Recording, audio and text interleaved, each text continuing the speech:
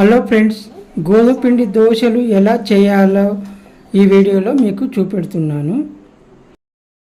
ఇది మనము ఒకరోజు నానబెట్టాలి, మనం చేసుకొని తినాలన్నది లేదు. ఇప్పుడే మనకు తినాలంటే అప్పటిదప్పుడు కావాలనుకుంటే మన గోధుమ పిండి ఇంత మనకు ఉప్పు ఇంత కారం కలుపుకొని అప్పటిదప్పుడే మనం చేసుకొని తినేది ఐటమ్ ఇది.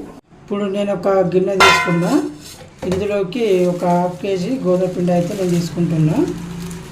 హాఫ్ కేజీ గోధుమ పిండి మీకు ఎంత కావాల్సిందో మీరు అంతే తీసుకునే అయితే ఒక హాఫ్ కేజీ అయితే గోధుమ పిండి తీసుకుంటాను. కొంతమంది హాఫ్ కేజీ కానీ లేక ఎంత అవసరం ఉంటే అంతే తీసుకుంటారు. నేనైతే హాఫ్ కేజీకి ఒక స్పూన్ ఉప్పు, ఒక స్పూను కారపొడి వేసుకున్నా.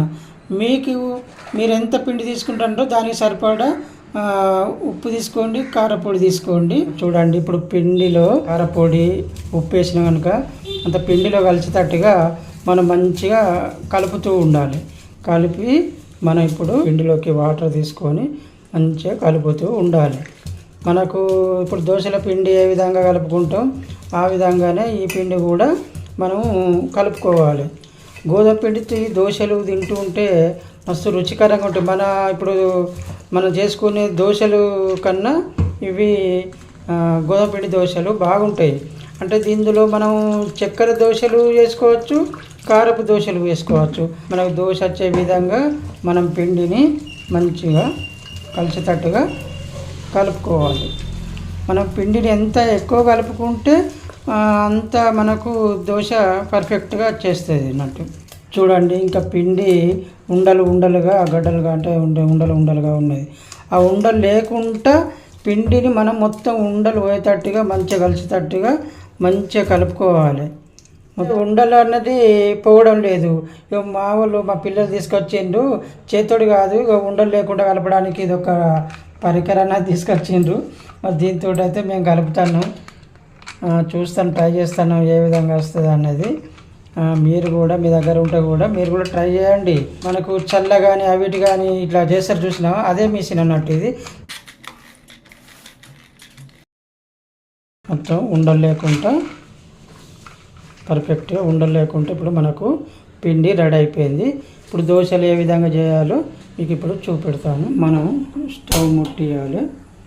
ఇప్పుడు దీని మీద మన పెనం పెట్టుకోవాలి. పెనం మస్తు హీట్ అయిన తర్వాత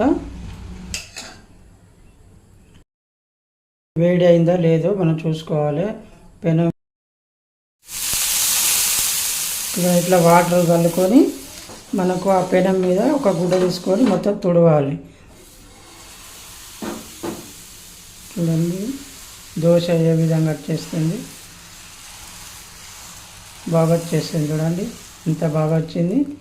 అలా మనకు పర్ఫెక్ట్గా ఎప్పటికీ చేయడం వల్ల పర్ఫెక్ట్గా వచ్చేస్తుంది. కొంచెం కొత్తగా మనం నేర్చుకున్నాం అనుకో, కొంచెం కష్టం అనిపిస్తుంది, ఒక 2-3 ఖరాబ్ అయితే కావచ్చు. కానీ తర్వాత పర్ఫెక్ట్ అలవాటు అయిందంటే మంచిగా వచ్చేస్తుంది.